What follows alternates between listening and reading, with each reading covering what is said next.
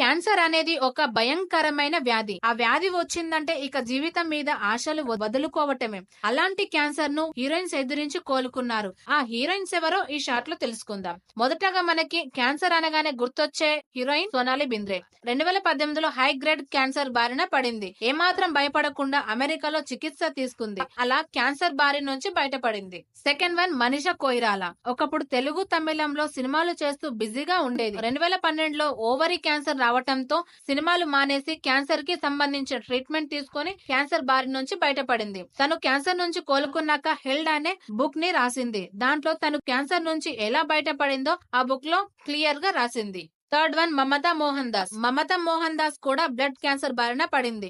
Blood cancer అంటే ఇక బ్రతికే ఛాన్సెస్ తక్కువ. అయినా ఎలాంటి భయం లేకుండా అమెరికాలో క్యాన్సర్ కి సంబంధించి ట్రీట్మెంట్ తీసుకుని క్యాన్సర్ నుంచి కోలుకుంది. Fourth one Hamsa Nandini. హంసా నందిని ఒకప్పుడు హీరోయిన్ గా చేసి తర్వాత ఛాన్సులు రాకపోవడంతో స్పెషల్ సాంగ్స్ లో నటించింది. 2021లో బ్రెస్ట్ క్యాన్సర్ బారిన పడింది. క్యాన్సర్ రావడంతో సినిమాలు మాని ప్రస్తుతం పూణేలో ట్రీట్మెంట్ తీసుకుంటుంది.